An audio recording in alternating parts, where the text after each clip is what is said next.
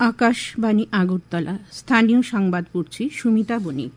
মুখ্যমন্ত্রী অধ্যাপক ডাক্তার মানিক সাহা বলেছেন, এক দেশ এক নির্বাচন হলে দেশের আর্থিক অবস্থা সুদৃঢ় হবে, রাজনৈতিক স্থিতিশীলতা আসবে, ভোটের প্রতি মানুষের উৎসাহ বাড়বে এবং গণতন্ত্র আরও সুদৃঢ় হবে। গতকাল আগরতলার রবীন্দ্র শতবার্ষিকী ভবনে এক দেশ এক নির্বাচন শীর্ষক আলোচনা চক্রে প্রধান অতিথির ভাষণে তিনি একথা বলেন।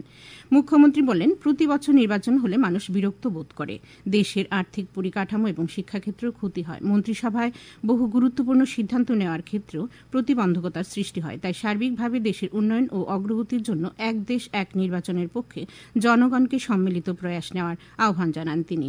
আলোচনা চক্রে অন্যান্যদের মধ্যে সাংসদ রাজীব ভট্টাচার্য, ত্রিপুরা কেন্দ্রীয় বিশ্ববিদ্যালয়ের অধ্যাপক সব্যসাচী দাশগুপ্ত, এক দেশ এক নির্বাচন কমিটির আহ্বায়ক জওহরলাল সাহা বক্তব্য রাখেন। কেন্দ্রীয় বৈদ্যুতিন ও তথ্য প্রযুক্তি মন্ত্রী অশ্বিনী বৈষ্ণব বলেছেন, সেমিকন্ডাক্টর উৎপাদনে ভারত যথেষ্ট অগ্রগতি নিয়ে এগিয়ে চলেছে। সারা দেশে বর্তমানে 5টি ইউনিট থেকে এই সেমিকন্ডাক্টর চিপ উৎপাদিত হচ্ছে। মন্ত্রী অশ্বিনী বৈষ্ণব ভোপালে অনুষ্ঠিত গ্লোবাল ইনভেস্টার্স সামিটে ভার্চুয়ালি অংশগ্রহণ করে একথা বলেন। কেন্দ্রীয় মন্ত্রী ঘোষণা করেন, 2025 সালের মধ্যে সম্পূর্ণ দেশীয় প্রযুক্তিতে ভারতে তৈরি চিপ বাজারে আসবে। সেমিকন্ডাক্টর এবং বৈদ্যুতিন সামগ্রীর উৎপাদনে উপযুক্ত পরিবেশ গড়ে তুলতে কেন্দ্রীয় সরকার 85,000 ইঞ্জিনিয়ারকে বিশেষ প্রশিক্ষণ দেওয়ার উদ্যোগ নিয়েছে বলে তিনি জানান। তিনি বলেন, প্রধানমন্ত্রীর দূরদর্শী পদক্ষেপের কারণে দেশের বৈদ্যুতিন সামগ্রী উৎপাদন শিল্প নতুন এক উচ্চতায় পৌঁছেছে। মধ্যপ্রদেশের ভোপালে 1 লক্ষ বর্গফুট এলাকা জুড়ে নতুন যে তথ্য প্রযুক্তি কেন্দ্র গড়ে উঠেছে, সেখান থেকে server, desktop, motherboard, chassis, RAM, SSD, drone এবং রোবট সহ বিভিন্ন অত্যাধুনিক সামগ্রী উৎপাদিত হবে।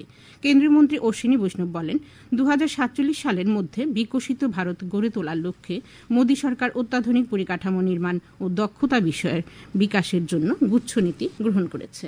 তিথি অনুযায়ী আজও মহাশিবরাত্রি উৎসব উদযাপিত হচ্ছে।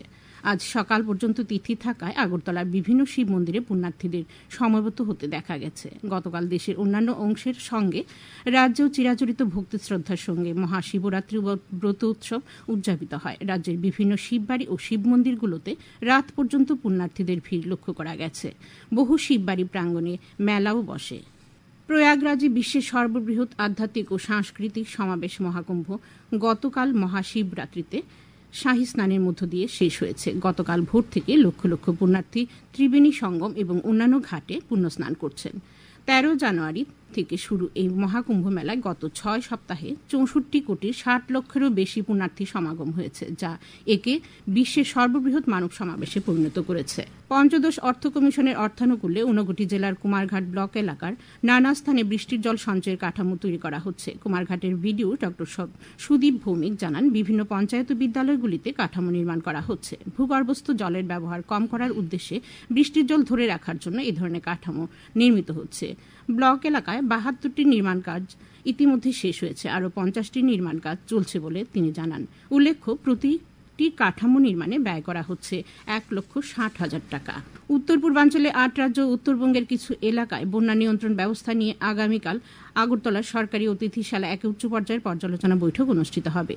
রাজ্য সরকারের জলসম্পদ দপ্তরের মুখ্য বাস্তুকার সুধন দেববর্মা আকাশবাণীর প্রতিনিধিকে জানিয়েছেন, বৈঠকে কেন্দ্রীয় জলশক্তি মন্ত্রকের অতিরিক্ত সচিব সুবোধ যাদব, গুয়াহাটির ব্রহ্মপুত্র জল বোর্ডের চেয়ারম্যান রণবীর সিং উপস্থিত থাকবেন। তাছাড়া এই বৈঠকে ত্রিপুরা, সিকিম, আসাম, নাগাল্যান্ড, মণিপুর, মিজোরাম, মেঘালয় এবং পশ্চিমবঙ্গের জলসম্পদ দপ্তরের পদস্থ ইঞ্জিনিয়ার ও আধিকারিকগণ অংশ নেবেন। টিসিএ পরিচালিত মহিলাদের আমন্ত্রণমূলক সীমিত ওভারের সিনিয়র ক্রিকেট প্রতিযোগিতা ফাইনালে ব্লাডমাউথ ক্লাব খেলবে তরুণ সংঘ কোচিং সেন্টারের বিরুদ্ধে। গতকাল আসরের 2টি সেমিফাইনাল অনুষ্ঠিত হয়। এতে তালতলা মাঠে তরুণ সংঘ কোচিং সেন্টার 2 উইকেটে মৌচাক ক্লাবকে এবং নরসিংগড়ের পিটিএ মাঠে ব্লাডমাউথ ক্লাব 152 রানে এগিয়ে চলো সংঘকে পরাজিত করে। আগামী 28 মার্চ ফাইনাল ম্যাচটি হবে। 73তম বিএন মল্লিক সর্বভারতীয় পুলিশ ফুটবল প্রতিযোগিতার পুরুষ বিভাগের গ্রুপের দ্বিতীয় খেলায়ও ত্রিপুরা পুলিশ জয়লাভ করেছে। উমাকান্ত মিনি স্টেডিয়ামে গতকাল রাতে নৈশালকে অনুষ্ঠিত খেলায় ত্রিপুরা পুলিশ 4-1 গোলে ঝাড়খণ্ডকে পরাজিত করে।